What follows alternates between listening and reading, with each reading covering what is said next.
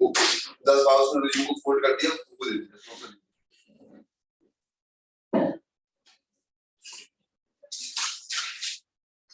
ये सेंस है एक लाइन बता एक लाइन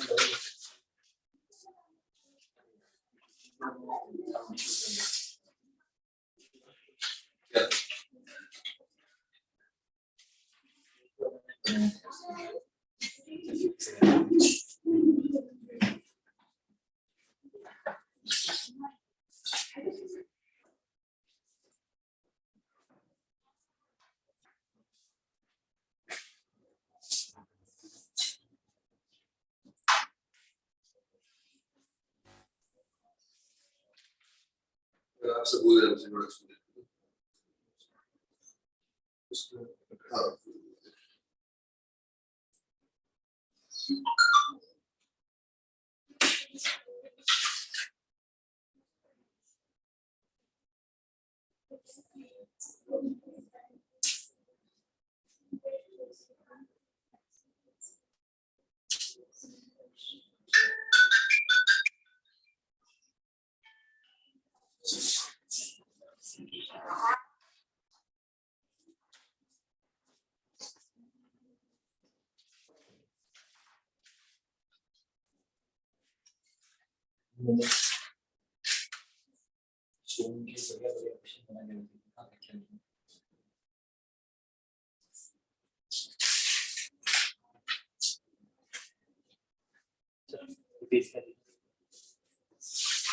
ये कैसा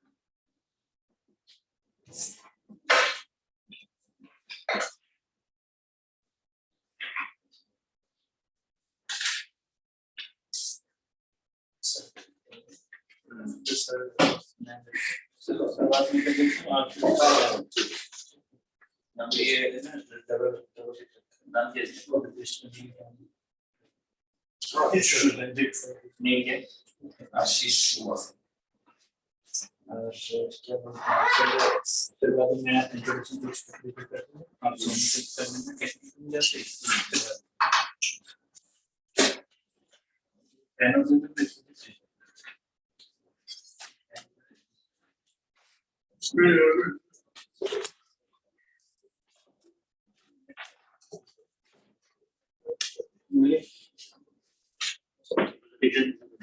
चेक कर लो मेरा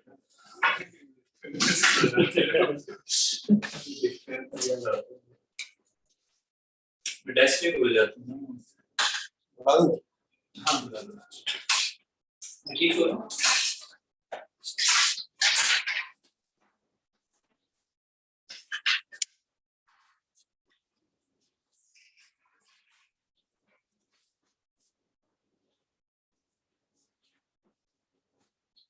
उधर भी ये आवाज वगैरह आ रही है ऑन कर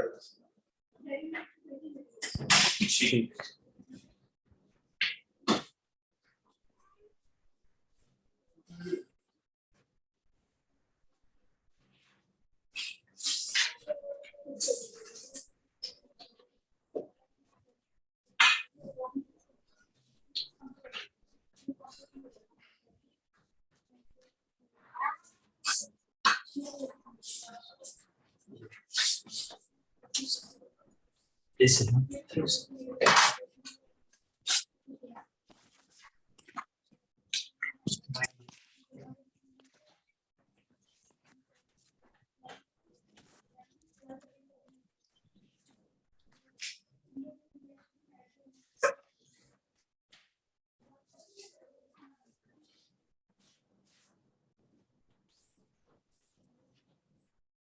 Sir, good evening.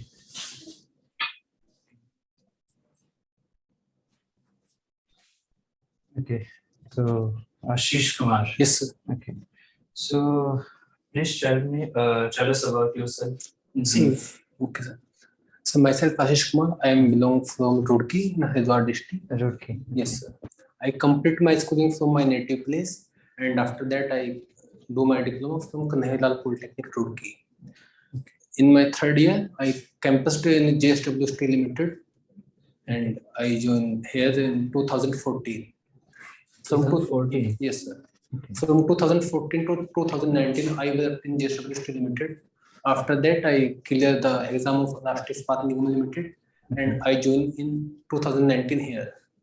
And presently, I am working at Rashtriya Ispat Nigam Limited as a senior technician. Where? Raebareli. Yes, sir.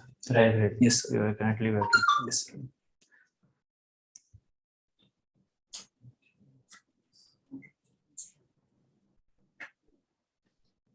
What about your something family background? So, my family background is that my father is a farmer and my mother is a house owner, and I have a elder brother.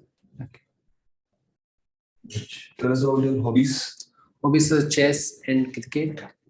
Chess and cricket. Yes, sir. But I am not good in cricket, but that I like to play. Okay. So, do you have any certificates in school or college? No, sir. One certificate of cricket in JSW Steel Limited. Okay, okay. Good.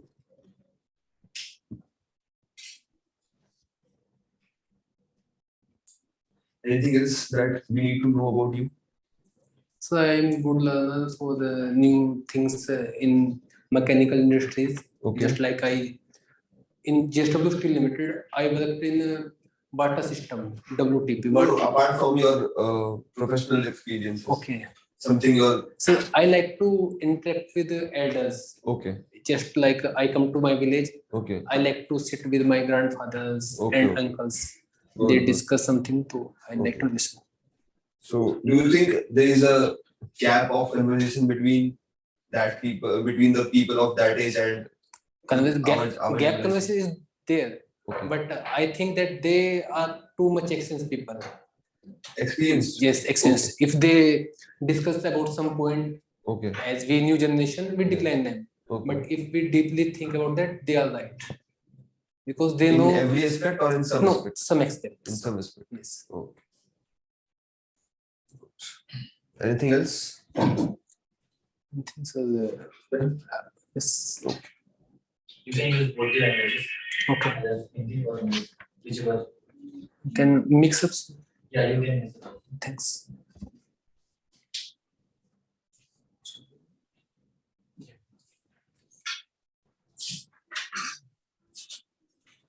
So, what are the strengths that are mentioned in this resume? Please tell me.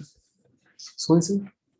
आपने यहाँ पे strengths जो लिखी है, Okay. उनको एक बार बता So दीजिए. good communication skills and communications with other departments, just like electrical and mechanical. If I face some problem, Okay. basically I am from operation field. Okay. If I face some problem in my machine or something, etc., so I convey to electrical or mechanical and sort out these.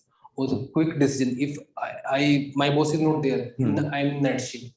So decision is mine. So I take decision what to do and what to do not do. And team handling. If 15-20 workers is under me in shutdown jobs, so I distribute the jobs to the people who wanted like that. Okay. Okay. Activities में आपने क्या क्या लिखा है यहाँ पे? So Kaizens हो गया. Certification. Yes, sir. Kaizen is the small modification in our site for safety purpose or for production increase purpose. So it's quality. It is a unit of quality circle. ये तो नहीं लिखा है इसमें. So quality circle mention होगा, but Kaizen की है. Total quality management TQM is the. अच्छा. Kaizen and ये. और इसमें 5S होता है, 7 QC tools होते हैं जो हम इंडस्ट्रीज में यूज करते हैं for better performance, safety and production increase करने के लिए, for better satisfaction of our customers. How to increase our productivity and production and safety with this. अच्छा. तो आपने बीटेक किया है या नहीं? No, sir. नहीं किया. कॉलेज कैंपस हो गया सर. अच्छा, कॉलेज कैंपस में आप जॉब में चले गए. फिर वहां से आपने आप तब से जॉब ही जो Job ही कर रहे हैं। कंटिन्यूस कितने साल हो गए आपको जॉब करते करते? 8.5 years 8.5 years. कैसा लग रहा है वहाँ पे जॉब करने में? better sir, but honestly it's a boring life, 9 to 5 same routine Okay. and same location in industries. Okay. तो इसीलिए आप यहाँ पे आना चाहते हैं? Yes sir, because it is on site work. Daily we face different people's different locations like that. तो आप पब्लिक डीलिंग में जाना पसंद करते हैं? Yes sir. पब्लिक डीलिंग में जाना चाहते हैं? Yes sir. ठीक है। आपने पहले भी एग्जाम दिया है कोई? Yes sir. यूपीएससी का एग्जाम दिया है? UPSC का लास्ट भी दिया था सर, but कब हुआ था ये लास्ट? 2014 दिया था आपने? Yes sir. I'm not selected that time. Okay, तो अब आप वापस दे जाए। Yes sir. प्रिपरेशन करिए इसके पहले? नहीं sir, self study only and Self-study करिए। यूट्यूब से। Yes sir. ठीक है। आप कहाँ से उत्तराखंड में? सर रुड़की। रुड़की से। Yes, sir. प्रॉपर नहीं क्या? No sir, village is nearby Roorkee. अच्छा। Liberty if you know. अच्छा। तो देहरादून में आप Only exam purpose से आया सर लास्ट। एग्जाम पर्पस से आए। ठीक।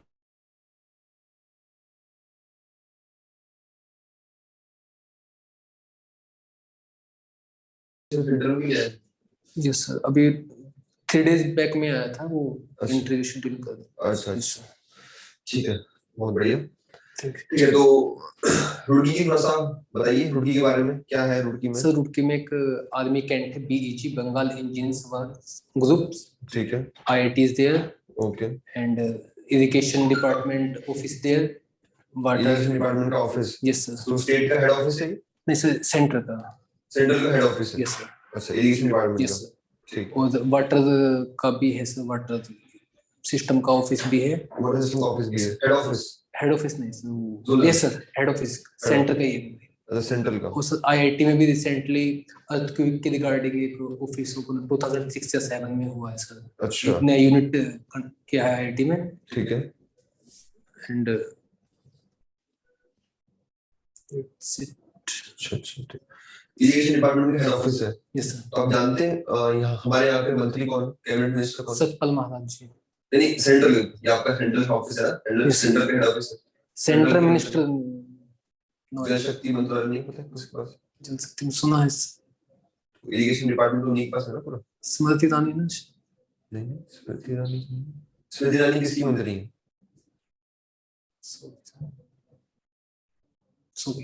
स्मृति ईरानी के बारे में नहीं पता? पता नहीं, कभी डिपार्टमेंट चेंज हुआ तो अभी आईडिया से डिपार्टमेंट चेंज हुआ। पहले किस डिपार्टमेंट में थी? जैसे ये था ना, महिला सशक्तिकरण, महिला एंड बाल विकास। तो अब किस में है? अभी नहीं, सभी रिसेंटली चेंजेस हुए तो। अच्छा, ठीक है।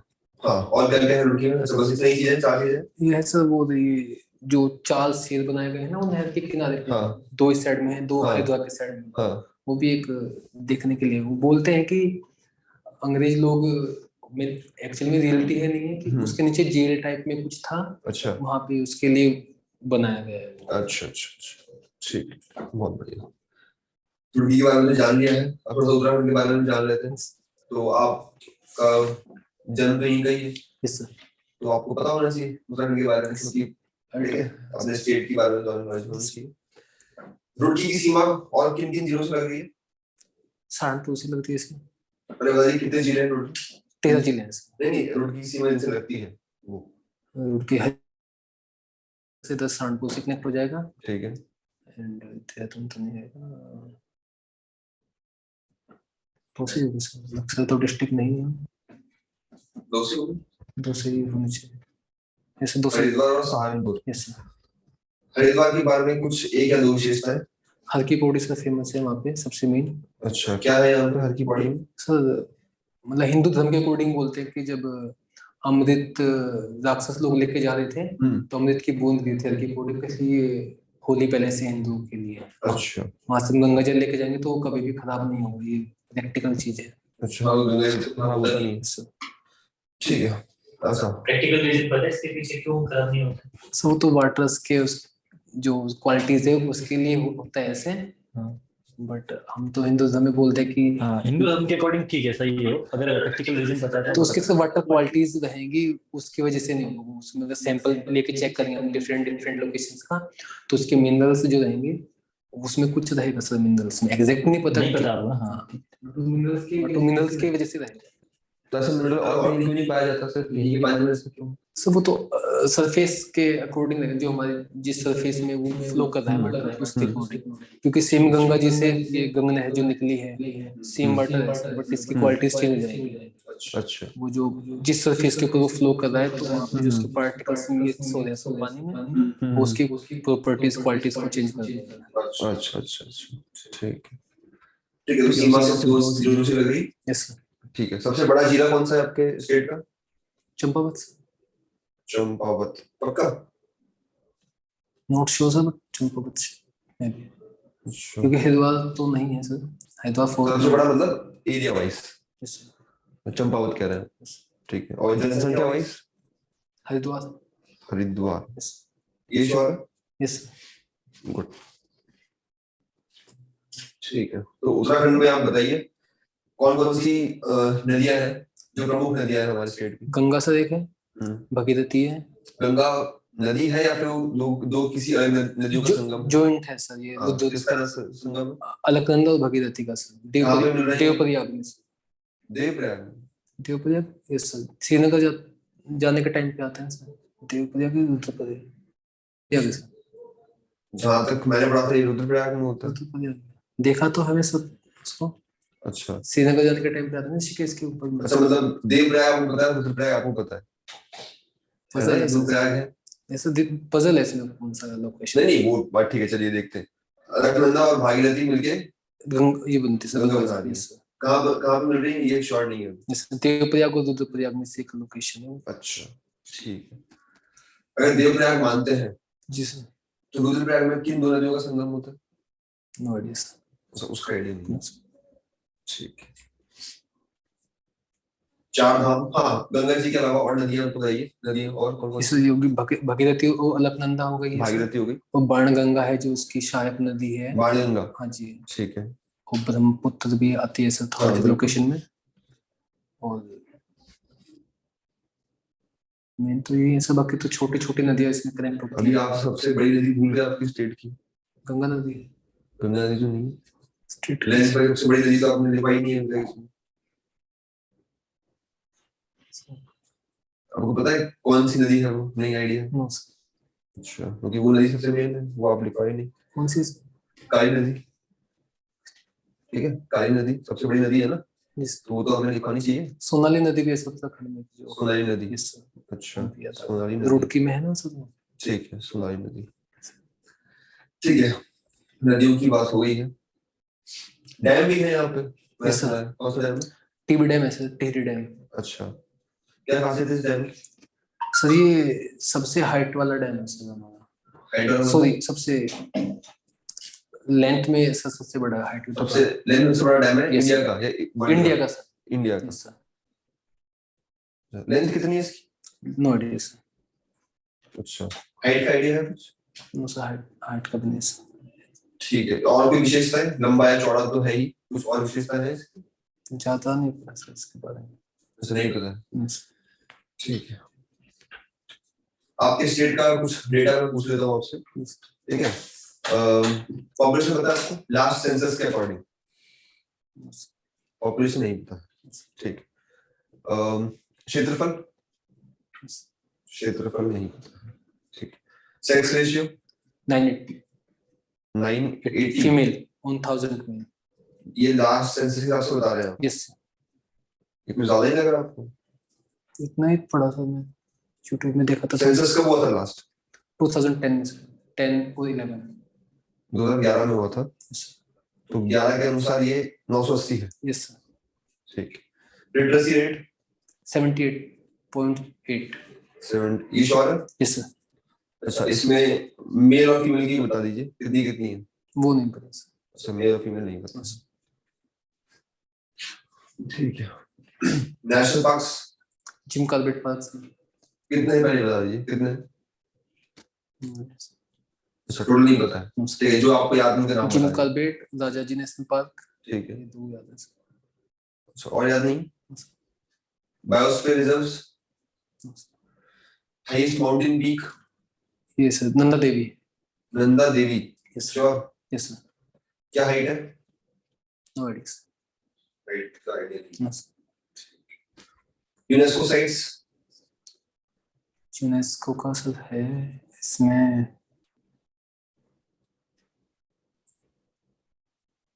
अभी फूलों की घाटी के बारे में सुना आपने? यस सर तो वो एक यूनेस्को साइट है वैसे तो, ठीक है।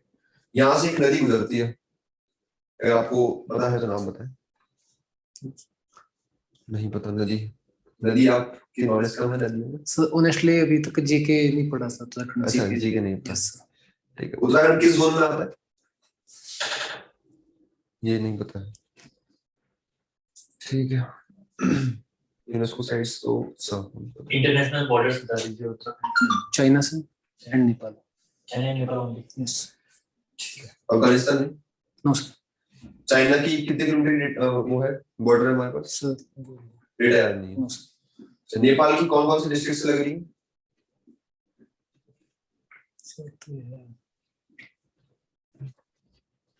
खटीमा के पास कनेक्ट होता है सर उधमसिंह नगर, ठीक है। दूसरा बताइए। और एक इधर यूपी में कनेक्ट होता है सर गोरखपुर सॉरी उत्तराखंड का सर उत्तराखंड का चाहिए। खटीमा उधमसिंह नगर होता है। उधमसिंह दूसरा नगर। बताइए। यूएस नगर दूसरा याद नहीं सर नहीं पता। ठीक है। लास्ट एक क्वेश्चन है, आपके स्टेट के जनजातियां कौन कौन सी हैं?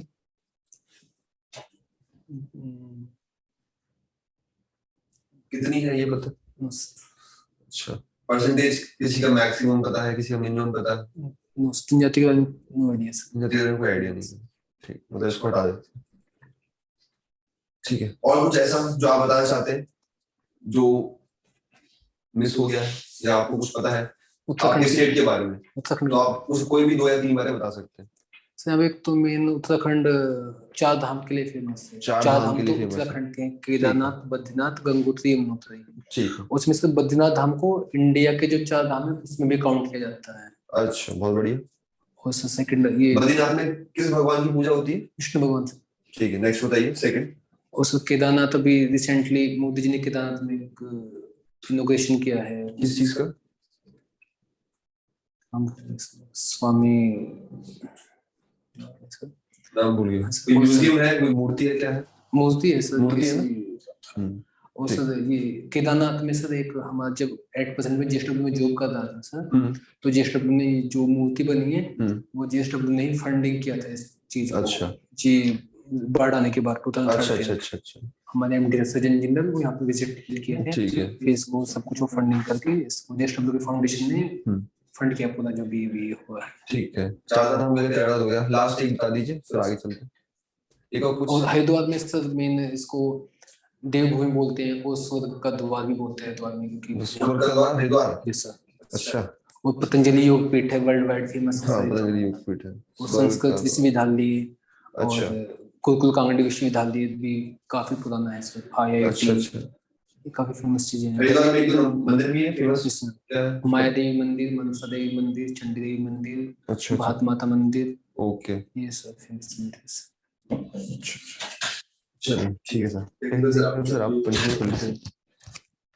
ओके आशीष जी, आप बताइए पहले सब्जेक्ट कौन कौन से कंफर्टेबल है आप? Sir engineering material and strength of material है। और इसके अलावा कोई? Sir theory of machine, machine design, workshop production. चार बता दीजिए। Theory of machine and workshop. Workshop. Yes workshop, ठीक है। तो सबसे पहले जो बेसिक सब्जेक्ट है आपका वहीं से स्टार्ट करते हैं, स्ट्रेंथ ऑफ मटेरियल, ठीक है। उसके बाद आगे बढ़ते हैं, स्ट्रेंथ ऑफ मटेरियल में स्टार्ट करते हैं। यस पहले बताइए कि rigid body and deformable body के बीच में डिफरेंस क्या होता है? रिजिड बॉडी मींस ऐसा कि इसको फोर्स लगा के इसको डिफॉर्म नहीं किया जा सकता, उसमें स्ट्रेंथ क्रिएट नहीं होगी। और डिफॉर्मेशन बॉडी में जब जैसे हम फोर्स अप्लाई करेंगे उसमें कुछ डिफॉर्मेशन हमको देखने को मिलेंगे अप टू इलास्टिक लिमिट। वो फोर्स रिमूव करने के बाद ओरिजिनल पोजीशन में जाएगा, वो प्लास्टिक जोन में जाने के बाद वो परमानेंटली डिफॉर्म हो जाएगा। ओके, तो strength of material rigid body की स्टडी है, डिफॉर्मेबल बॉडी की स्टडी है? डिफॉर्मेबल बॉडी की स्टडी। डिफॉर्मेबल बॉडी की स्टडी है आपका स्ट्रेंथ ऑफ। यस यस ठीक है। होमोजेनियस और आइसोट्रोपिक मटेरियल क्या होते हैं? सर होमोजेनियस आइसोट्रोपिक बताता हूं सर पहले। आप एक ऐसा मटेरियल है आपके पास जिसके पास दोनों प्रॉपर्टीज हैं, होमोजेनियस भी है वो, आइसोट्रोपिक भी है, मतलब कैसे? कौन सा हाँ? नहीं नहीं, एग्जांपल लेने दीजिए आप जस्ट ये बताइए कि अगर कोई मटेरियल होमोजेनियस एंड आइसोट्रोपिक है, what does that mean? Homogeneous उसके जो पार्टिकल्स रहेंगे वो इक्वल डायरेक्शन में डिस्टेंस में रहेगा। वो isotropic means can't be individually बता दोगे? डेफिनेशन नहीं आती, वो पढ़ा था नहीं उसको, बट डिफाइन नहीं कर पाऊंगा एट फर्स्ट। इंडिविजुअल भी नहीं बता पाओगे? एग्जांपल कोई पता है होमोजेनियस का? नहीं, ऐसे कोई नहीं। स्टैटिक और डायनेमिक लोडिंग के बीच में डिफरेंस बताइए। सो स्टैटिक लोड है जैसे just like a beam sir, ये कांस्टेंट लोड है रुका हुआ है, स्टैटिक लोड लगा हुआ है कंपल्सरी। और डायनेमिक लोड से जैसे बेस्ट एग्जांपल है इंजन पिस्टन, वो कंटिन्यूअसली पिस्टन को डायनेमिक लोड है। Okay, it is the example of dynamic Yes. loading. ठीक है, आप बताइए 3D स्ट्रेस टेंसर मैट्रिक्स बना के दिखा दो। 3D सर, हाँ, पेन नीचे होगा, पेज भी वहीं पे। 3D तो नहीं है। 2D बनाना, 2D बना दो, 2D बना दो।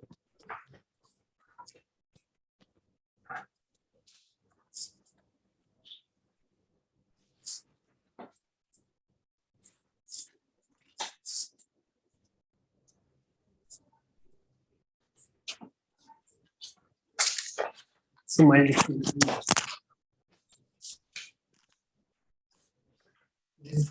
ये तो स्ट्रेस स्ट्रेन कर्व आपने बना दिया ना? yes. मैंने बोला स्ट्रेस टेंसर मैट्रिक्स नहीं पता?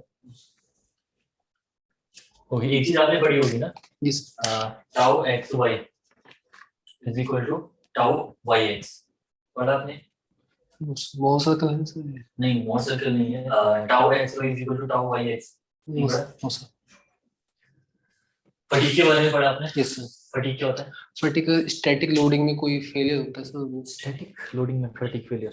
Yes sir. डायनेमिक में? सर स्टैटिक लोडिंग जो डिफरेंट लोड लग रहे हैं हमारे कंटिन्यूअसली। ओके, तो स्टैटिक फटीग में होता है ना स्टैटिक Yes, लोडिंग में, yes. क्योंकि साइक्लिक लोडिंग स्टाइल लोडिंग होती है। साइकिल वही सर, जैसे कोई हमारा पार्ट है उस पर डिफरेंट लोड आ रहे हैं, कभी 5 न्यूटन टन आ गया, 10 न्यूटन टन आ गया, तो उसमें जो फेलियर होगा सर फटीग में फटीग फेलियर होगा। और वो स्टैटिक फेलियर होता है या dynamic failure? Dynamics. Dynamic. Okay, endurance limit क्या होती है फटीग में? ये टॉपिक अंदर आता है ना, एंड्योरेंस लिमिट आपने पढ़ा होगा, इसके बारे में बताइए। सो उसमें टेस्ट करते हैं, उसमें साइक्लिंग टेस्ट होता है अप टू 10,000 साइकिल में, उसको डिफरेंट लोड अप्लाई करते हैं उसके ऊपर में, जो जिस पॉइंट पे फेल होता है वो एंड्योरेंस पॉइंट, उसको फटीग लिमिट चेक करने का टेस्ट है, उसको एंड्योरेंस लिमिट टेस्ट दिया गया है। तो 10,000 समथिंग साइकिल्स पे चेक किया जाता है उसको। हाँ, 10,000 के बाद अगर फेलियर हो जाएगा तो पासिंग हो जाएगा। अगर वो फेल कर गया तो कौन सा फेलियर होगा? Endurance failure. No, failure endurance failure, fatigue failure. Fatigue failure endurance test है, फेलियर फटीग लिमिट क्या होती है? वो सब फटीग, वो जिस पॉइंट पे फेलियर हो रहा है वो उसकी एंड्योरेंस लिमिट रहेगी। ओके, ठीक है। आप आपने माइल्ड स्टील का बना रखा है ना stress strain curve? Yes sir.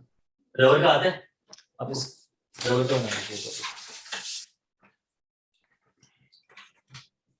इसी में बना दो जी? हाँ, बना लीजिए, वहीं से दिखाते ना मेरे को।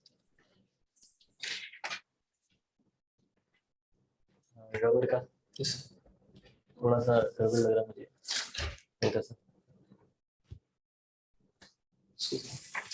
कल लेंथ में जाएगा सर, कल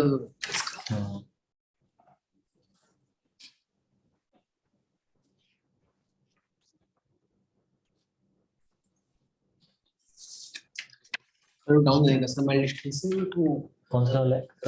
ये वाला सर, नीचे वाला ग्रिड पॉइंट के पास जाके फ्रैक्चर हो जाएगा जहाँ पे उसके आसपास, बट इसका कर्व डाउन रहेगा इससे। ओके, ये तो ये आपने रबर का बनाया है? यस नहीं, वो अभी नीचे वाला यस बना है। ये इसके। अच्छा, एक हार्ड रबर कवर बनाइए। हार्ड रबर ये कौन सी रबर है? सॉफ्ट रबर है, हार्ड रबर है जो आपने बनाया है? तो सॉफ्ट है सर, मतलब जिसमें कुछ हार्ड कवर बनाइए।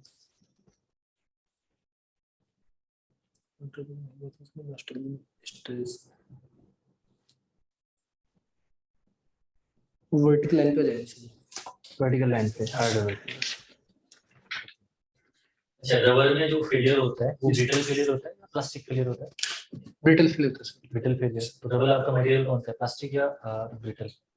सॉरी, रबर आपका प्लास्टिक मटेरियल है या ब्रिटल मटेरियल है? साथ से सर। तो प्लास्टिक फीलर प्लास्टिक होता है, रबर सा प्लास्टिक मटेरियल होता है बट फीलर ब्रिटल होता है उसमें। ठीक है। एक बीम बनाइए, UDL simply supported beam. Simply supported beam बनाइए, यूडीएल लगाइए उसके ऊपर पूरे बीम में। Okay sir. यूडीएल लगा दिया। Yes sir. Simply supported beam में पहला सपोर्ट कौन सा रखा आपने? दोनों एज पे रखा है सर, दोनों एजेस पे। सपोर्ट कौन सा प्रोवाइड कर रखा आपने? एक सर हिंज सपोर्ट है सर, दूसरा, दूसरा भी हिंज है सर। दूसरा भी हिंज यस सर, या दूसरा रोलर होगा? दोनों कर सकते हैं सर। अगर एक एंड रोलर और एक एंड आपने हिंज प्रोवाइड कर रखा है, ओके सर। तो रोलर का क्या काम होता है इसमें? रोलर से उसको लिटिल बिट एडजस्टमेंट करने के लिए, जैसे ये इस टाइप से है, इधर पे रोलर है हमारा, तो उसको लिटिल बिट ऐसे एडजस्ट करता है। क्यों एडजस्ट करेगा ये? किस क्यों रिक्वायरमेंट होता है एडजस्टमेंट? ये सर जस्ट एग्जांपल, कोई डायनेमिक्स लोड आ रहा है, इसका लाइव सर इसको डिफाइन करता है। मैं लाइव एग्जांपल बताता हूँ आपको। मैं जिस पर्टिकुलर मशीन पे काम करता हूँ उसमें हमारा एक ये ब्लॉक्स कटिंग करते हैं व्हील के लिए, उसमें एक फीड मैकेनिज्म है, उस ब्लॉक को ऐसे होल्ड करता है ड्यूरिंग कटिंग। तो उसमें sir one side free and दूसरी साइड वर्टिकल रोलर लगा है। हुआ क्या सर, जैसे ये इसको फॉरवर्ड करता है आगे कटिंग होने के बाद में, तो यहाँ पे कुछ रेस्ट्रिक्शन आके अटक गया। अब ये फॉरवर्ड नहीं हुआ है, तो ये जो हमारा फीड यूनिट जो क्लैम्प किया होता, ये इधर से ऐसे उठ गया, वो फिर वापस अपनी पोजीशन में आ गया। हाँ ठीक बट है, ड्यू टू दिस रोलर ये डैमेज नहीं हुआ। तो ठीक है। सेम सर यहाँ पे कंसेप्ट है। ठीक है। तो बीम में अगर मैं आपसे पूछूं कि क्यों हम लोग ये रोलर सपोर्ट लगाते हैं, बता दोगे आप?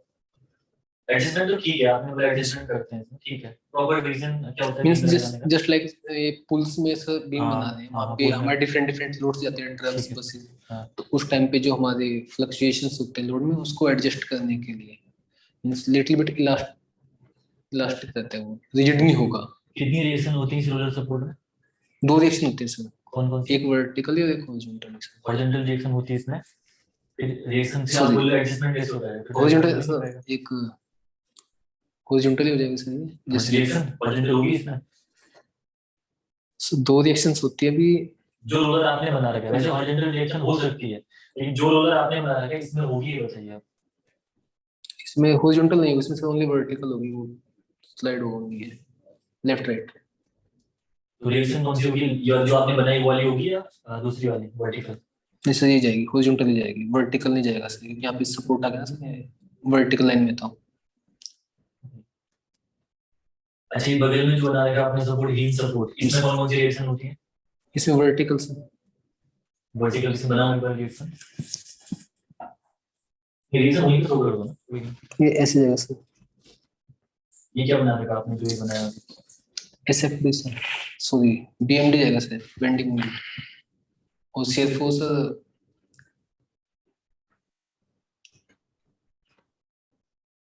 डाउन साइड आएगा सर इसका, बीएमडी इसका एंटी क्लॉकवाइज जाएगा। ओके, पॉइजन रेशियो को डिफाइन करिए। अच्छा, ये क्वेश्चन पूरा नहीं हुआ ना, मैं पूछा था ना कुछ, आपसे क्या बोला मैंने आपसे? ये सर रिएक्शंस यूरिया लगा रखा मैंने Yes. यहाँ पे, आप इसका एसएफडी और बीएमडी बना के बताइए मुझे। सिंपली सपोर्टेड बीम में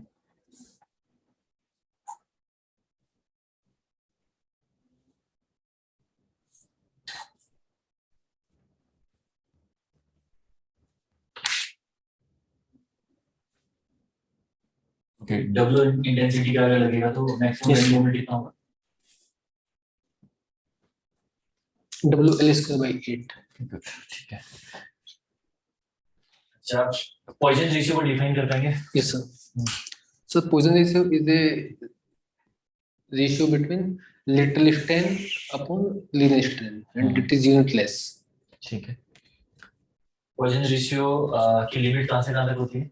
So practically तो 0 to 0.5 but थ्योरेटिकली -1 भी काउंट करते हैं सर। -1 भी काउंट करते हैं। अच्छा मुझे बताना जरा एक एक एग्जांपल दीजिए, 0 किसकी होती है, 1 किसकी होती सर है? 0 कोर की रहती है सर। 0 कॉर की या ग्लास Yes. की और सर 0.5 रबर की मैक्सिमम होती है।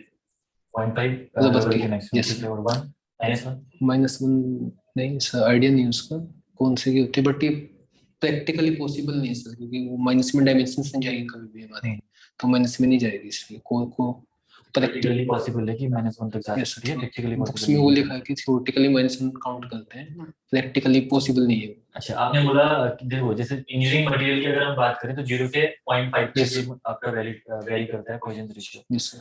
तो आप मुझे बताएंगे किस रेंज तक अगर पॉइजन रेशियो है, पॉइजन रेशियो की सर्टेन वैल्यू है, तो किस रेंज तक ये इलास्टिक बिहेवियर आपको देखने को मिलेगा पॉइजन रेशियो में, और किस रेंज तक आपको इलास्टिक बिहेवियर देखने को मिलेगा? सर जब हम ये स्ट्रेस स्ट्रेन डायग्राम बनाएंगे सर, हम्म। तो यहाँ से हम एक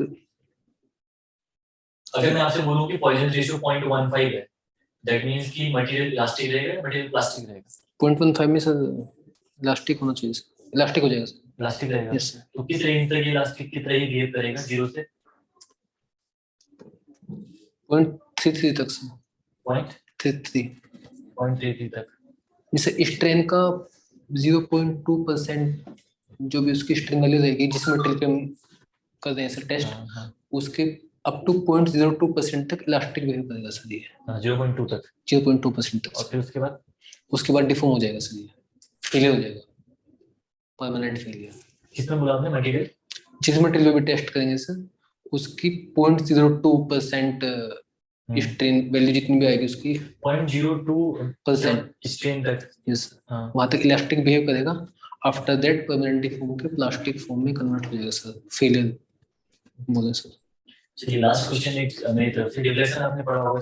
beam deflection. Okay cantilever beam बनाएंगे यूडीएल। ठीक है, आप वैसे भी आंसर दे सकते हैं बिना बताए। Okay sir.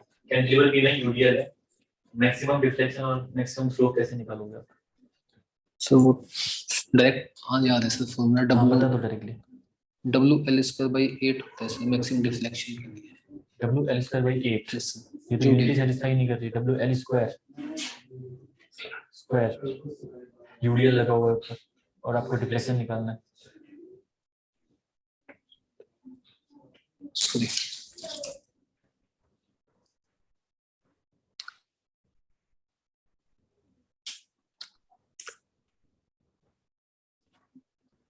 WLEI/8 चलो कोई दिक्कत नहीं सर। तो एसेंशियली आपने 0.02% के बारे में बात की थी, ये क्या होता है? ऑफसेट वैल्यू क्या होती है? ऑफसेट वैल्यू अगर ये ऑफसेट वैल्यू है तो फिर इसके बाद में इलास्टिक स्ट्रेन हमारी नहीं रहती, इससे परमानेंट डिफॉर्म हो जाएगा फेलियर। स्ट्रेन के लिए कितनी होती है offset value? Mild strain structural steel भी बोल देते हैं। 0.25 to 0.33। 0.25 to 0.33। Yes sir. ये तो 0.02 से ज्यादा होगी।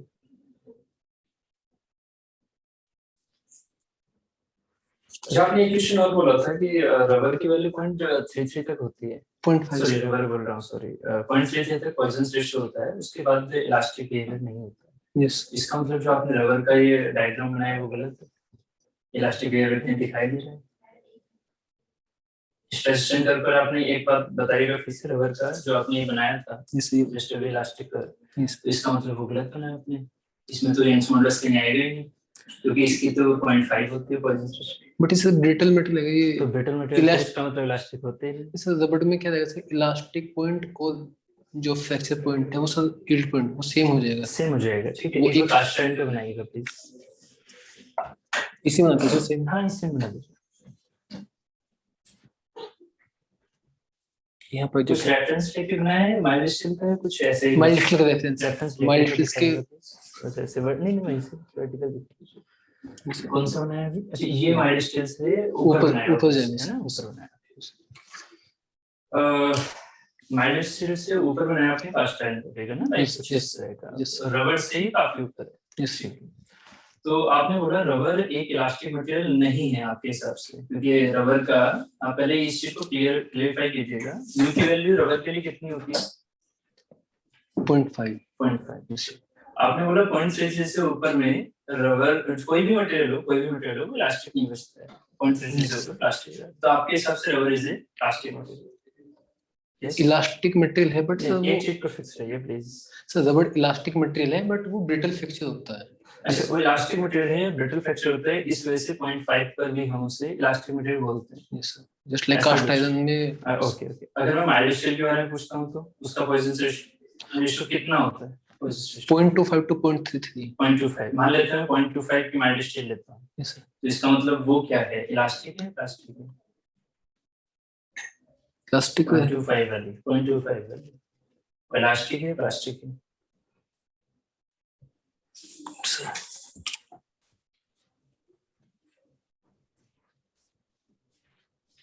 प्लास्टिक रहनी चाहिए, वो प्लास्टिक नहीं होती है ना? ठीक है, माइल्ड स्टील प्लास्टिक नहीं होती है। प्लास्टिक बिहेव करती है sir up to yield point तक, यील्ड पॉइंट के तो ये चीज मुझे थोड़ा सा फिक्स करके बताइए ना, प्लास्टिक होती है नहीं होती? एग्जैक्ट वैल्यू नहीं पता सर कि किस वैल्यू पे जाके प्लास्टिक।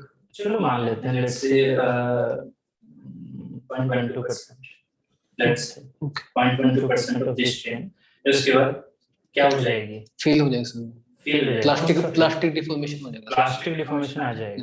ओके, प्लास्टिक डिफॉर्मेशन को हम दूसरा क्या बोलते हैं? Permanent failure. Permanent deformation. इसका मतलब ये मटेरियल डक्टाइल है या ब्रिटल है? ये डक्टाइल मटेरियल होता है सर। डक्टाइल। अगर ये डक्टाइल मटेरियल है तो इसमें हम क्या बना रहे हैं? फोर्जिंग पढ़ रहे हैं आप, ऑब्वियसली फोर्जिंग डिपार्टमेंट में आप, तो हम क्या कर रहे हैं यहाँ पर? हम ब्रिटल मटेरियल की फोर्जिंग कर सकते हैं या नहीं? ब्रिटल मटेरियल फोर्जिंग नहीं कर सकते सर। तो आपके हिसाब से अभी रबर का आपने क्या बोला था? इलास्टिक मटेरियल और brittle fracture. Elastic and brittle, elastic and brittle, इसकी कोई फोर्जिंग नहीं हो सकती? रबर के no sir, elastic and brittle आपने बोला है, फोर्जिंग सर इसकी कोई फोर्जिंग नहीं हो सकती? कर सकते हैं, इसकी शेप चेंज कर सकते बट वो सर्टेन लिमिट में करना है सर कि वो फ्रैक्चर से। माइल्ड स्टील की फोर्जिंग करने का मतलब क्या होता है? फोर्जिंग से हम करते क्या है? माइल्ड फोर्जिंग से उसकी शेप चेंज करते हैं, जस्ट लाइक करते हैं, वॉल्यूम चेंज नहीं होता है ना? वॉल्यूम माइल्ड स्टील का नहीं हो सकता, वॉल्यूम चेंज नहीं है नहीं, सिर्फ शेप चेंज होती है फोर्जिंग में, वॉल्यूम चेंज नहीं होता है। ओके, हम चाहते हैं वॉल्यूम चेंज करना with the help of the passage. No sir, volume changes नहीं करते, डाइस की हेल्प से हम वॉल्यूम चेंज करना नहीं चाहते हैं, वॉल्यूम छोटा कर लेते हैं, ठीक है? ये तो हम बहुत ज्यादा फिर इधर चलते रहेंगे, एक छोटा सीक्वेंस वाइज क्वेश्चन कर लेते हैं। राइट, ये है एक माइल्ड स्टील का मटेरियल है, ठीक है? माइल्ड स्टील को अगर मैं ऐसे खींचता हूँ, इस पे टेंशन फोर्स लगाता हूँ, तो इसका वॉल्यूम चेंज हुआ है नहीं हुआ? माइल्ड स्टील पर अगर मैं टेंशन लगाया तो वॉल्यूम चेंज होगा नहीं होगा? वॉल्यूम तो चेंज नहीं हो सकता, लेंथ इंक्रीज हो जाएगी, लेंथ इंक्रीज हो जाएगी, वॉल्यूम चेंज नहीं, वॉल्यूम और मास सेम रहेंगे, volume and mass same, yes sir. Volume and mass fix. एक छोटा सा क्वेश्चन कीजिएगा, रबर के लिए जिस ड्यूटी वैल्यू 0.5 है, ओके, वॉल्यूम चेंज होगा या नहीं? बताइए। रबर के लिए म्यू की सॉरी इसकी चेंज म्यू हो की जाएगा, वैल्यू 0.5 है, चेंज हो जाएगा सर, वॉल्यूम चेंज है, रबर चेंजेबल है, फ्रैक्चर हो जाएगा सर 0.5 पे। नहीं फ्रैक्चर, हाँ ओके सॉरी रबर का फ्रैक्चर हो जाए, ब्रिटल फ्रैक्चर, सॉरी फ्रैक्चर हो जाएगा 0.5 के हिसाब से, यस सर। ठीक है? 0.5 के हिसाब से, ओके। रबर का 0.5 के हिसाब से फ्रैक्चर हो जाएगा तो वॉल्यूम का तो चेंज मतलब ही नहीं बनता है इसमें, है ना? और ब्रिटल फ्रैक्चर है, सो वो छोटे-छोटे पार्टिकल्स में डिवाइड हो जाएगा सर। तो इसमें बिल्कुल भी डिफॉर्मेशन नहीं आएगा ना? किसमें सर? इसमें रबर में सर कंप्लीटली डिफॉर्म हो जाएगा, वो ब्रिटल फ्रैक्चर को छोटे-छोटे पार्टिकल्स में टूट जाएगा सर, टूट जाएगा, ओके। चलिए ठीक है, तो आपने काइज़न लिखा हुआ था, काइज़न है ना? काइज़न, तो काइज़न जो है वो बेसिकली कहाँ, कौन से देश से मतलब जो हमारे इंडिया में आया है बेसिकली, कौन से देश? जापान से। जापान से। तो इसके जो मतलब बेसिकली जो कहेंगे कि इसके ओनर जो थे, ठीक है, जिनकी वजह से आया, तो जापान के ही थे? नहीं सर, वो दूसरी कंट्री से बिलोंग कौन सी कर, कंट्री थी वो? कंट्री का नाम याद नहीं सर, उन्होंने जापान में जापान पर रूल किसने किया था? कुछ मतलब कुछ टाइम के लिए कुछ हुआ था ऐसा? हाँ सर, हिरोशिमा नागासाकी का जो अटैक हुआ था ऐसा, तो उस टाइम पर किसने उनकी हेल्प करना, देखो डिस्ट्रॉय भी किया, जैसे कहते हैं ना हमारी हिस्ट्री डिस्ट्रॉय भी किया, बट किसने हेल्प भी की थी उनकी? ये सर जो प्रोफेसर थे जिन्होंने टोटल क्वालिटी मैनेजमेंट दिया था सर, ठीक है, तो ये लोग ये वहाँ पे आके तो जापान को रिबिल्ड की कंट्री थी जिसने रिबिल्ड किया था, याद नहीं सर। चलिए, तो काइजन में जैसे टीकेएम है, टोटल क्वालिटी मैनेजमेंट, इसके बारे में थोड़ा सा बताइए, क्या क्या चीजें इंपॉर्टेंट पॉइंट्स हुआ करते हैं सर। टोटल क्वालिटी मैनेजमेंट में हम फर्स्ट हमारी प्रायोरिटी रहती है कस्टमर सेटिस्फेक्शन और आवर क्वालिटी हमारी। तो सर हम इसमें डिफरेंट टाइप्स करते हैं। फर्स्ट काइजन हो गया, किसी अपने सेट पे स्मॉल मॉडिफिकेशन का। सेकंड होता है सर 5S, उसमें 5 S होते हैं, shine, short, sustain, set in order और स्टेबिलिटी, वो हम अपने सेट पे मेंटेन करते हैं। फिर 7 QC टूल्स होते हैं सर इसमें। जैसे हमारा कोई भी प्रॉब्लम जनरेट होता है तो उसमें सबसे मेन जो हम मोस्टली यूज करते हैं फिश बोन डायग्राम बोलते हैं। फिश बोन, बिल्कुल, उसमें सर फिश का जो माउथ रहेगा वहाँ पे प्रॉब्लम लिखें और बोन्स में उसकी रीजंस लिखते हैं कि किस रीजन से हो सकता है। बहुत सही, ठीक है। अगर जैसे कि इसमें आपने यहाँ ये लिखा हुआ है, आपने स्टार्ट किया हुआ है फोर्स व्हील प्लांट है, इस German technology with fully automatic operation. Yes sir, ये आपने अप्रैल 2019 से स्टार्ट किया था। ये जो काइजन है प्रोजेक्ट, वो जुलाई 2019 में सर्टिफिकेशन लिया आपने। वो सर काइजन जेएसडब्ल्यू में क्या हुआ कि एक जर्मन टेक्नोलॉजी और विद द जापान टेक्नोलॉजी, ये दोनों आपने कोलैबोरेशन कैसे किया है? सर जो काइजन किया था वो जेएसडब्ल्यू स्टील लिमिटेड में किया था। बट ये 2019 क्यों लिखा हुआ, जुलाई 2019? काइजन के मुझे लगा कि आप जर्मन टेक्नोलॉजी के साथ चल रहे हैं और उसके बाद जापान टेक्नोलॉजी इसको एडिट कर देता हूं, ये तो मिसप्रिंट हो गया। वो एक्चुअली में काइजन हमने जेएसडब्ल्यू स्टील में किया था, यहाँ पे सर काइजन नहीं किया। सर्टिफिकेशन आपने ऑब्वियसली की एक्टिविटी के बाद लिखा हुआ है, तो ये मैच भी नहीं हो पा रहा ना उस चीज से। फिर मैं एडिट करता हूं। ठीक, चलिए। अगर मैं बात करूं, आपने स्वाइंग मशीन के लिए जो स्वाइंग मशीन है उसमें भी कटिंग ब्लॉक पे ऑपरेशन कर रखे हैं। जी सर। तो बेसिकली कटिंग क्या होती है? कटिंग सर हम किसी भी टूल से, जैसे हम तो कार्बाइड टूल्स यूज करते हैं। ओके, अब कटिंग जो किसी भी टूल से, तो टूल क्या होता है बेसिकली? टूल सर जिस मटेरियल को कट करना है उस बेस मटेरियल से हार्डर मटेरियल रहेगा टूल। हार्डर मटेरियल रहेगा, ये चीज फिक्स कर लिया आपने? Yes sir. Okay, harder material रहेगा, उसको फिर एक certain feed rate, okay, feed rate और ठीक है, कटिंग स्पीड देके सर हम उसको अकॉर्डिंग टू अवर मटेरियल और डेप्थ देंगे, नहीं देंगे कट की? डेप्थ भी देंगे sir, depth, cutting feed rate, ये दोनों देंगे सर। वेलोसिटी और फीड रेट? Yes sir. अच्छा, अगर ये कटिंग टूल आपने सिंगल पॉइंट बनाया, सिंगल पॉइंट का मीनिंग क्या होता है? उसमें सर एक ही एज होगी जो कटिंग करेगी सर। एक एज होगी? यस सर, एक पॉइंट ही उसका कटिंग करेगा sir. One face means confirm. दो सिंगल पॉइंट की तरफ फिगर बनाइएगा प्लीज, छोटा सा।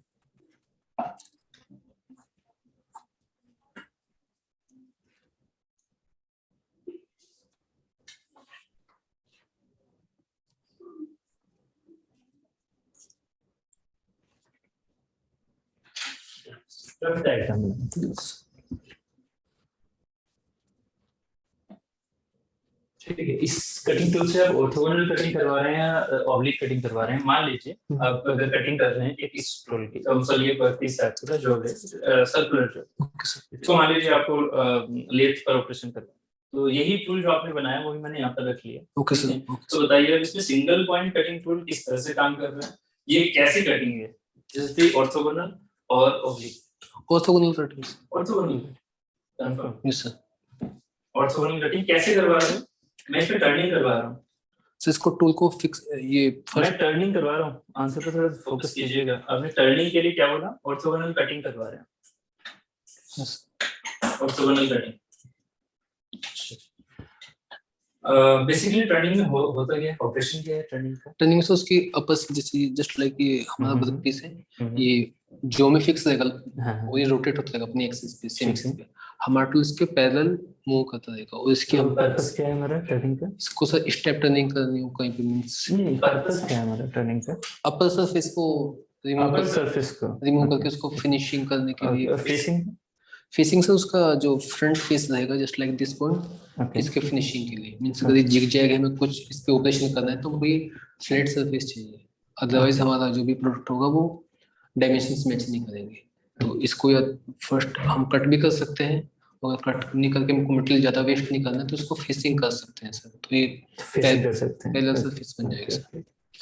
मान लीजिए अगर आप ग्रूविंग कर रहे हैं, सर ग्रूविंग कर रहे हैं मान लीजिए, grooving is a cutting operation और इंटरमीडिएट ऑपरेशन, इंटरमीडिएट लाइक क्या आपने बस छोड़ दिया उसको आधे में, कटिंग ऑपरेशन है सर, ग्रूविंग। इस पेन में कटिंग ऑपरेशन है, इस पेन में जो ये सर वाइट वाइट दे रहे हैं सर, ये सब ग्रूव है। अच्छा, तो अगर हम ग्रूविंग कर रहे हैं इन बिटवीन किसी एक जॉब के इन बिटवीन अगर हम ग्रूविंग कर रहे हैं तो उसको हम फेसिंग ऑपरेशन कह सकते हैं? नो सर, नहीं। No sir.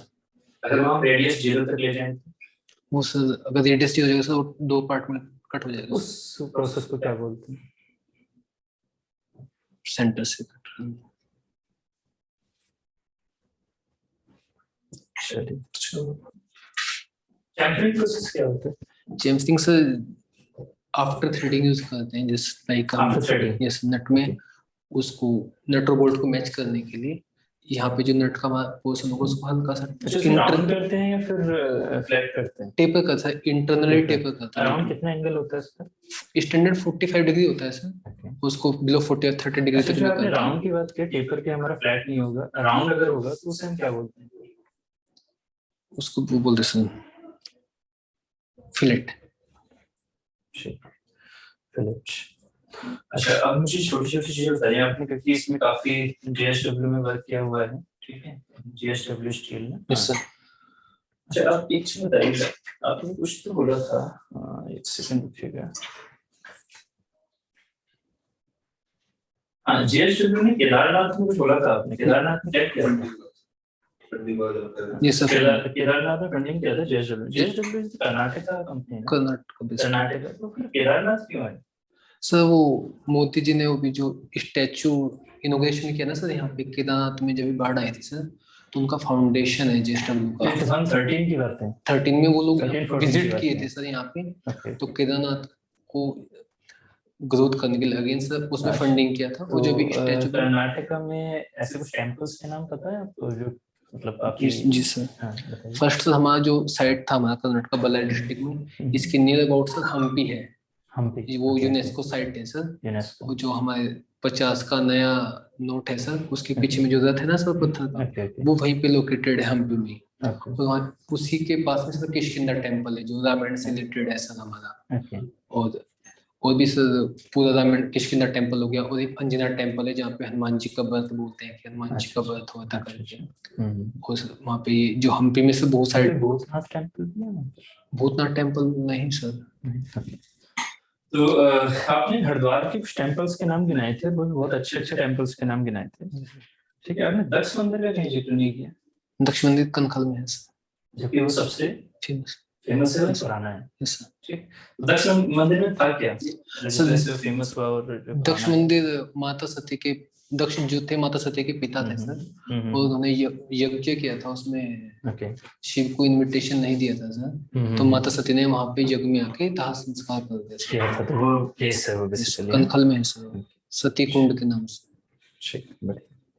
अच्छा, एफ्लुएंट ट्रीटमेंट प्लांट, इससे मीनिंग क्या है आपका?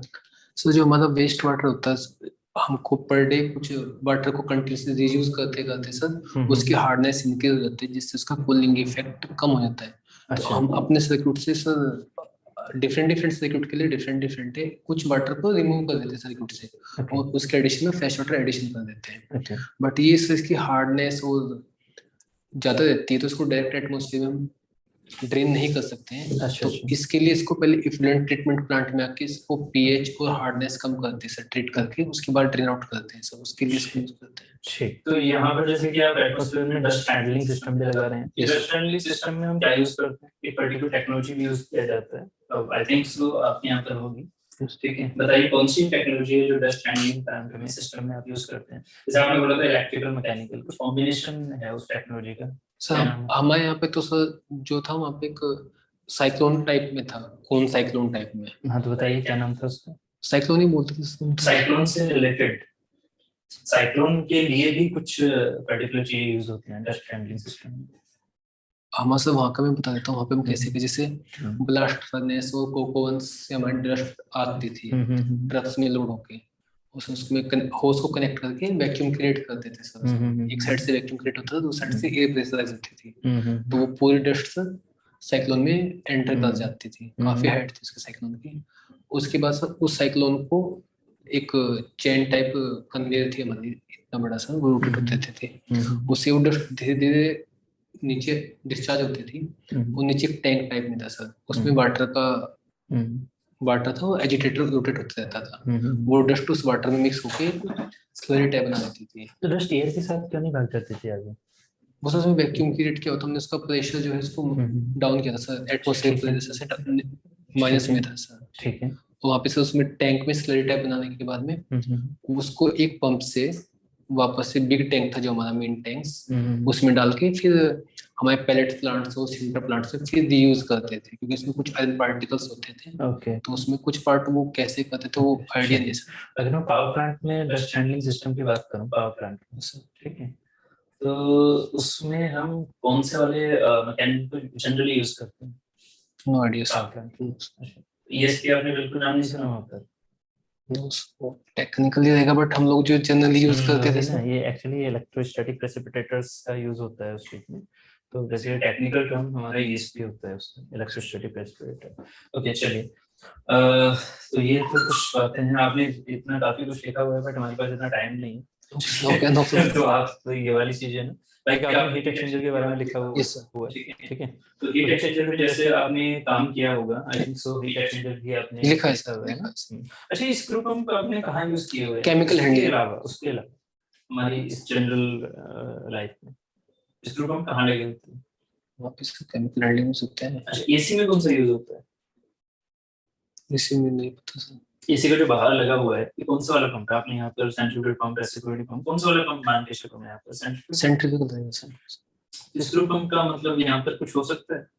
स्क्रू पंप तो सर जिस केमिकल मींस लिक्विड की विस्कोसिटी बहुत हाई विस्कोसिटी होती है, उसके लिए स्क्रू पंप यूज करते हैं। जैसे इसमें एसी में यूज नहीं, एसी में तो सिंपल वाटर था सर। नहीं सिंपल वाटर होता है इसमें, तो स्क्रू पंप यूज नहीं हो सकता। सेंट्रीफ्यूगल इनफ, इसकी विस्कोसिटी बहुत ज्यादा होती है, सिर्फ स्क्रू पंप इसलिए वहाँ पे मेरे पास कुछ केमिकल्स थे जो काफी थिक थे सर, तो उनको पंप करने के लिए हम स्क्रू पंप यूज करते थे। कंफर्म? Yes sir. अच्छा, तो अब जैसे आपने मटेरियल साइंस में लिखा हुआ है अपने, आई थिंक फेवरेट सब्जेक्ट आपने कुछ बोले थे, ठीक है। ये जैसे फर्नेस है, अर्थ फर्नेस है, डेसिमल फर्नेस होती है, ठीक है। तो ये कास्ट आयरन के लिए कौन से फर्नेस यूज होती है? Q+ पिग के लिए सर ब्लास्ट फर्नेस यूज करते हैं। अच्छा। और हमारे पास जो कोडेक्स में जिस डिपार्टमेंट में काम का उसका कोडेक्स नाम था सर, वो एडवांस टेक्नोलॉजी है ब्लास्ट, उसमें भी पिग आयरन ही बनता है, बट वो ब्लास्ट फर्नेस से थोड़ा डिफरेंट है सर। ब्लास्ट फर्नेस में सर हमारे पास 2 फर्नेसेस। तो उसमें कार्बन परसेंटेज कितने रखते थे पिग आयरन के अंदर? पिग आयरन जो आपने बनाया है मतलब वहाँ पर? यहाँ पे सर इसमें सर हमारी रहती थी 3% टू 3% सॉरी, तो कास्ट आयरन में होती है सर। कास्ट आयरन में 3%। अप टू कास्ट आयरन में रेंज कितनी होती है कार्बन की?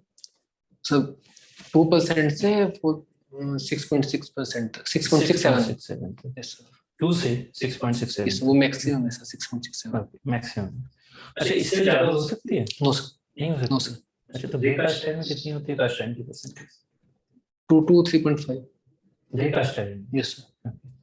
तो एक बात बताइए, जो ये लेड्स होते हैं उनके जो बैट्स वगैरह बनाते हैं तो वो किससे बनते हैं? Chilled cast iron. Chilled cast iron. Yes sir. Brittleness किसमें सबसे ज्यादा होगी, ग्रे कास्ट आयरन में, चिल्ड कास्ट आयरन?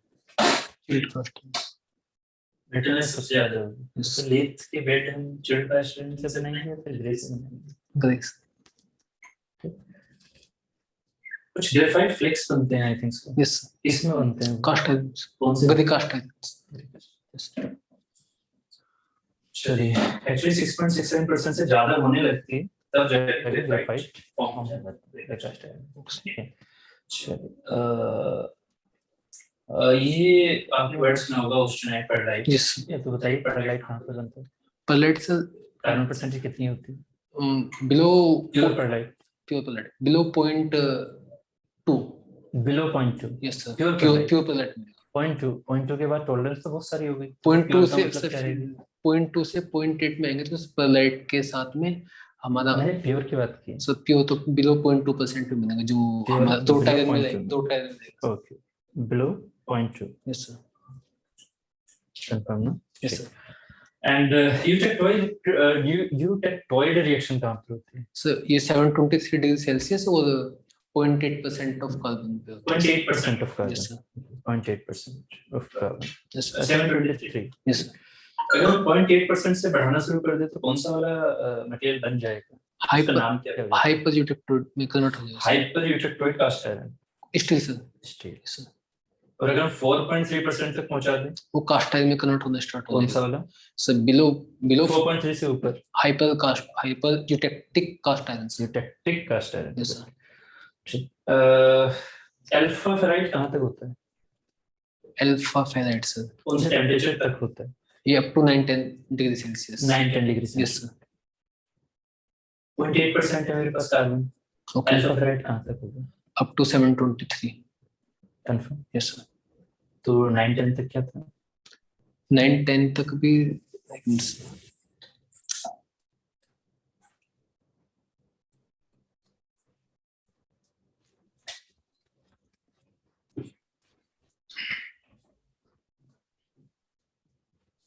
सर 7-9-10 पे sir cast iron form start हो जाएगा। कास्ट आयरन फॉर्म हो गई थी शुरू में। यस सर, ठीक तो कास्ट आयरन। 9-10 पर कास्ट आयरन फॉर्म स्टार्ट हो गई थी। सब्जेक्ट्स में आपका टॉम भी है, मटेरियल साइंस भी है, वर्कशॉप तो है ही। ठीक है। प्रिंसिपल प्लेन क्या होता है बताइएगा प्लीज। प्रिंसिपल सर जहाँ पे शेयर स्ट्रेस और हमारी लोंगिट्यूडल स्ट्रेस जीरो होती है सर, उस प्लेन को किसी भी shear stress and longitudinal stress zero दोनों जीरो दोनों zero. Yes longitudinal stress and shear stress. Yes sir. Okay, sigma and basically tau दोनों जीरो हैं, वो सेंट्रल प्लेन है। Yes sir. मोड सर्कल का अगर मैं आपसे डायग्राम बना सकता हूं, छोटा सा रेक्टर डायग्राम भाई किस तरह से मोड सर्कल है, ठीक है, जैसे मोड सर्कल है मान लेते हैं ऐसे एग्जांपल। ये पॉइंट है यहाँ पर, एक पॉइंट, ये क्या शो करता है? मोड सर्कल पे ये पॉइंट है, पॉइंट दिखा दिया, समझा? यस सर, मोड सर्कल बना दिया मैंने ऐसे रफली, और यहाँ पर एक पॉइंट दिखा दिया, क्या शो करता है? मोड सर्कल बनाते क्यों? सर मोड सर्कल बेसिकली हम किसी भी मेटल का स्ट्रेस, शेयर स्ट्रेस और लोंगिट्यूडल स्ट्रेस होता है उसको डिफाइन करने के लिए करते हैं। सिग्मा एंड टाउ को डिफाइन करने के लिए दिया जाता है, ठीक है। तो ए का ये मतलब सर क्या है कुछ फिजिकली समझाइए। इसको मैक्सिमम शेयर स्ट्रेस को शो कर रहा है इसमें, मैक्सिमम मैक्सिमम शेयर स्ट्रेस को शो कर रहा है ए पॉइंट। तो चाहे मैं यहाँ पर लूं, चाहे मैं यहाँ पर, चाहे मैं यहाँ पर, चाहे मैं यहाँ पर लूं, रेडियस पे मैक्सिमम रहेगा, रेडियस पर मैक्सिमम रहेगा। उसका साइन चेंज हो जाएगा सर, ये अच्छा, प्लस माइनस 10 सेल और कम। मान लेते हैं अगर इसमें वाटर के अंदर एक छोटा सा पार्टिकल मान के चल रहा था, छोटा सा पार्टिकल क्योंकि आपने प्रेशर ये बताया हुआ, प्रेशर एंड फ्लो आपने सब कुछ किया हुआ है। ये छोटा सा पॉइंट मैं यहाँ लेके चलता हूँ अंदर एकदम पानी के, तो उसका मोड सर्कल कैसा बनेगा? उस पर तो स्ट्रेस तो है ही नहीं, सिलेंडर पे स्ट्रेस है या नहीं, पहले ये बताइए मुझे। एक पानी का पॉइंट किया हुआ है, सिलेंडर आपने बेसिकली यहाँ पे फ्लो वगैरह लिखा हुआ है, सिलेंडर बताइए। तो अगर सिलेंडर में मान लीजिए यहाँ पर जैसे ग्लास दिख रहा है, इसके अंदर स्टैटिक फ्लूइड अभी आपको मूविंग नहीं करना है, एक छोटा सा पॉइंट है, उस पर मैं एक मोड सर्कल बनाना चाहता हूँ, कैसा बनेगा वो? पहले बताइए उसमें स्ट्रेस वगैरह होगी भी या नहीं होगी? पानी के अंदर प्रेशर तो रहेगा सर उसके पानी पर रहेगा। कौन सा स्ट्रेस होगा? कौन सा स्ट्रेस यहाँ ये रुका हुआ है, यहाँ ये रुका हुआ है, शियर स्ट्रेस या नॉर्मल स्ट्रेस? कंप्रेसिव स्ट्रेस रहेगा सर, शियर स्ट्रेस नहीं होगी, शियर स्ट्रेस नहीं होगी, शेयर नहीं आएगा स्टैटिक में, तो शेयर स्ट्रेस तो नहीं आना चाहिए, नहीं आएगा।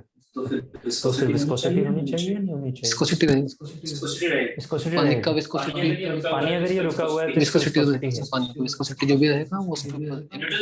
न्यूटन्स लॉ विस्कोसिटी बताइए जल्दी से। न्यूटन्स लॉ विस्कोसिटी में से जो स्टेनस्टेन डायग्राम बनता है वो आइडियल फ्लूइड के लिए स्ट्रेट रहता है, उसकी विस्कोसिटी 0 काउंट करते हैं। नहीं, ये चीज तो और कॉम्प्लिकेटेड में लेके जा रहे हो, फिर और ज्यादा क्वेश्चन पूछूंगा, तो आप थोड़ा सा भी इसको कम रखिए, बहुत ज्यादा टाइम जाएगा। बेसिकली मुझे बताइए न्यूटन्स लॉ विस्कोसिटी क्या है? Newton's law viscosity sir ideal fluid के लिए जो उसका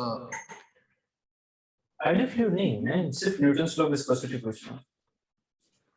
आइडियल फ्लूइड वाली चीज अभी मत लेके जाओ, आपने रिलेटिव में भी थोड़ा गलत बोला था, रबर को भी बोला आपने कि वर्टिकल जाएगा। sorry ओके हाँ तो बताइए Newton's law of viscosity sir, can't recall. तो shear shear strain strain rate rate की बात होती है जब fluid flow होता है shear Yes, strain yes, rate yes, sir.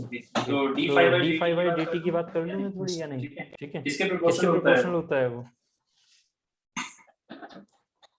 Strain. तो रहने देते हैं shear stress ठीक है अभी फिलहाल इस चीज पर रहने नेक्स्ट देते हैं नेक्स्ट मुझे बताइएगा आपने आपने फॉर्म लिखा हुआ है ये बताइए जो गियर एक बार जल्दी से गियर बना लीजिएगा जो आप जो आप गियर बनाएंगे वो किस सेंस में बनाएंगे मतलब जो जो गियर बनाएंगे आप पहले बना के दिखाइएगा दो गियर मैशिंग में अब बनाइए प्लीज आप दूसरे दूसरे क्वेश्चन पर चले गए और और कॉम्प्लिकेसी की तरफ जा रहे हैं पहले आप सिंपल मेरे सुनिएगा क्वेश्चन को मैंने कहा सुनिएगा दो गियर मैशिंग में फुल फुल डायग्राम डायग्राम बनाइए कैसा बनेगा और और with in 2 seconds with in 2 seconds Into seconds, sir. Full gear दिख जाए मुझे फुल गियर गियर दिख जाए दो मैशिंग मैशिंग में 2 सेकंड से ज्यादा हुए तो मैं बना दूंगा कैसे बनाऊंगा मैं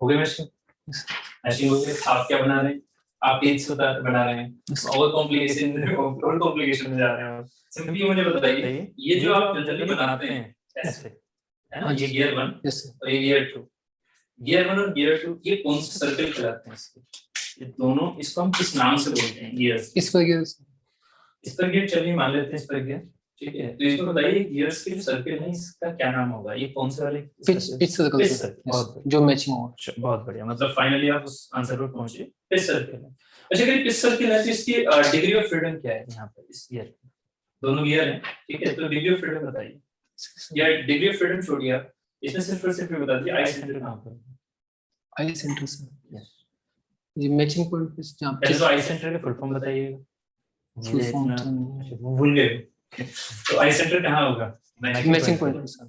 मैचिंग पॉइंट पर किस कंडीशन में रनिंग कंडीशन में सर वो रनिंग कंडीशन अच्छा ये स्लाइडिंग करता है नहीं करता है इस पर गियर में कौन सी प्रोफाइल होती है प्रोफाइल इस पर गियर की जो आप टूथ बना देते हैं हाँ बेसिकली जी सर. ठीक है उसमें कौन सी प्रोफाइल होती है प्रोफाइल भूल चुके हैं चलिए इन्वॉल्यूट प्रोफाइल याद आया कुछ Yes. ठीक है good. तो इन्वॉल्यूट प्रोफाइल पर ये स्लाइडिंग होती है इसमें तो गियर जो चलते हैं तो स्लाइडिंग स्लाइडिंग नहीं होती, स्लाइडिंग नहीं होती फिक्स एक्सिस में रोटेट करते फिक्स एक्सिस पे रोटेशन होता है हमारी लॉ ऑफ गियरिंग क्या कहती है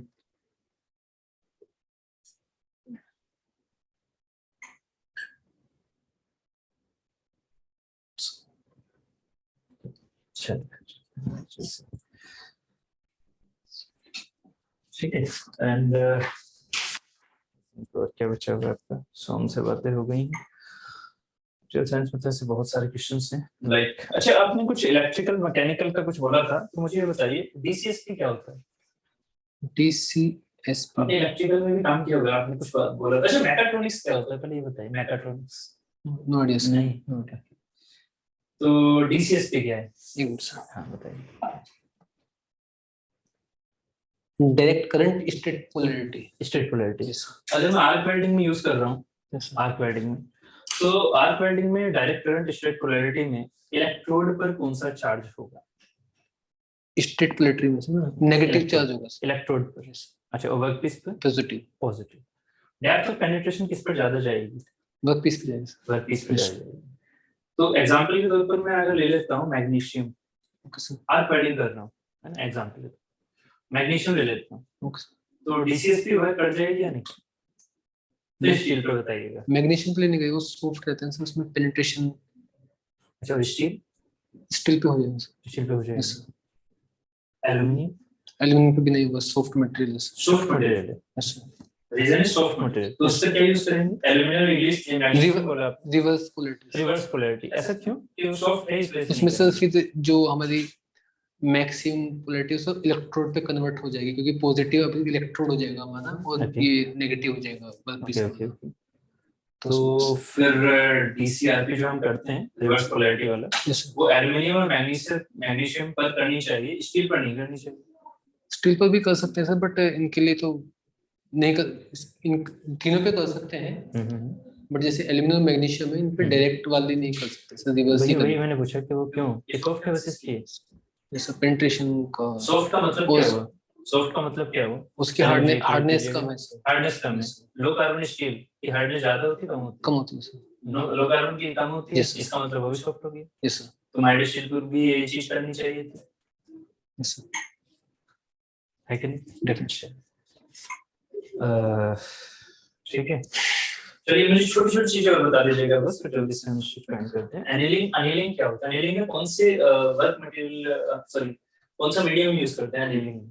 फर्नेस कूलिंग करते हैं सर उसको। फर्नेस कूलिंग करते हैं। लोअर एनीलिंग क्रिटिकल में ऐसा क्यों करते हैं फर्नेस कूलिंग? बस छोटा सा एकदम सर उसको स्लोली कूलिंग, उसको एक सर्टेन कूलिंग करने के लिए अपने अकॉर्डिंग अपने अकॉर्डिंग क्या है? मतलब हमको जिस टाइम के साथ में उसको कूल करना है और जिस टेम्परेचर से, हो गई, ठीक है, वो अपने अकॉर्डिंग जो कर रहे हैं वो अकॉर्डिंग हमारे माइंड में चलता है। वो हमें जो प्रॉपर्टीज चाहिए सर, प्रॉपर्टीज कौन सी प्रॉपर्टी? इंटरनल जो स्ट्रेस रिलीज होता है सर उसका, स्ट्रेस रिलीज करने के ये और रिक्रिस्टलाइजेशन जो होते हैं रिक्रिस्टलाइजेशन करना है, वो हम रिक्रिस्टलाइजेशन करना है, इसके एनीलिंग कर रहे हैं। वो हम किस डिफरेंट जैसे हमारा हम ट्रिंकली व्हील बनाते हैं सर, उसके लिए हमको क्या क्या प्रॉपर्टीज चाहिए हमारे डिफाइन रहेगा, हार्डनेस, टफनेस। तो स्ट्रेस रिलीविंग हो गया और रिक्रिस्टलाइजेशन करना था आपके इसका व्हील का, इस वजह से आपने इसकी एनीलिंग कर दी।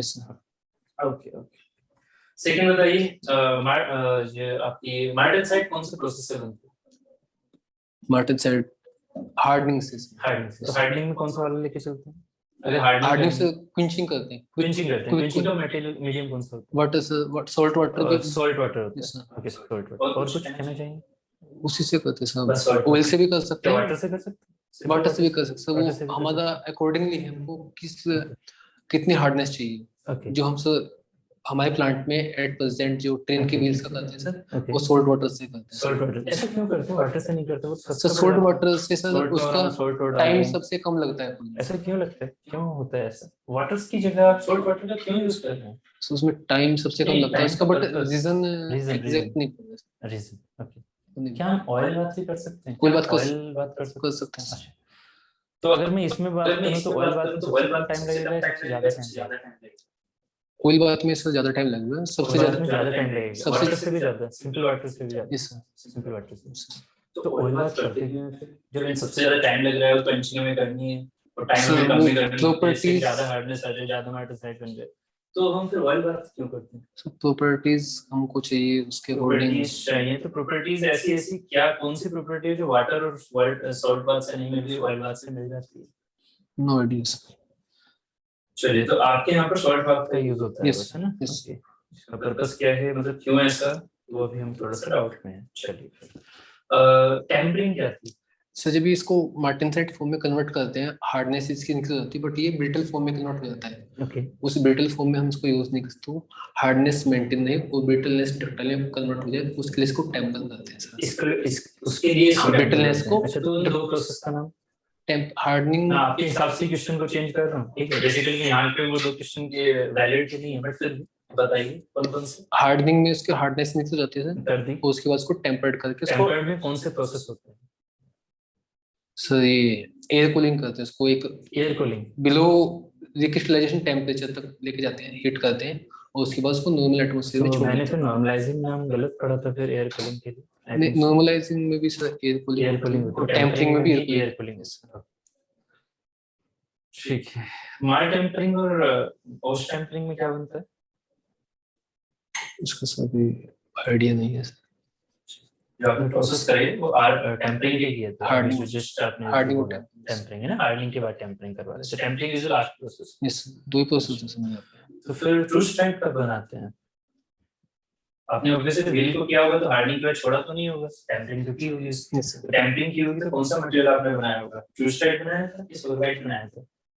सॉरी कुछ तो बनाया होगा, हार्डनिंग के बाद उसे अकेला नहीं छोड़ेंगे। जैसे देखो ट्रिपल ट्रिपल टी डायग्राम में आता है सर वो। तो आपने ट्रू स्ट्राइक बनाया था, सोलवाइट बनाया था? एसटीबी टू साइड में कन्वर्ट किया सर। ट्रू स्ट्राइक बनाया था। Yes sir. अच्छा, अगर ट्रू स्ट्राइक बनाया था आपने तो कितने रेंज पर टेम्परेचर को रोका था? Sir 440 to 500। 440 to 500। Yes sir. Incubation period, आपने अभी ट्रिपल टी की बात कर दी, इंक्यूबेशन पीरियड बताइए क्या होता है जल्दी से। This is the last question ना? ओके सर, बस ये रखते हैं। सर ये जो यहाँ पर्टिकुलर पॉइंट है सर, क्विक कूलिंग होगा सर, यहाँ से नहीं ये तो आपने सीधा एकदम से वो क्वेश्चंस लेके चल रहे थे ना। आगे आप सिंपल बताइए इंक्यूबेशन पीरियड क्या है। मैंने आपसे एक छोटा sir minimum time minimum cooling time time जिसमें जिसमें लगता है सर जो पीरियड जिसमें लगता है क्या क्या है ना, किस लाइन में सर जाएगी वो मिनिमम टाइम क्या है? डेफिनेशन नहीं आती सर वो तो मैं नहीं समझ रहा हूँ, आपके माइंड में चल रहा है, अच्छी बात है, डेफिनेशन बट डेफिनेशन डिफाइन नहीं होता सर वो है ना, डेफिनेशन बहुत जरूरी है। एक माइंड में चल रहा है वो बिल्कुल सही चल रहा है, बेसिकली है क्या वो, ठीक है ना। तो इतना ही रखते हैं फिर, ठीक है। और फिलहाल आप 2 मिनट बस वेट कीजिएगा बाहर।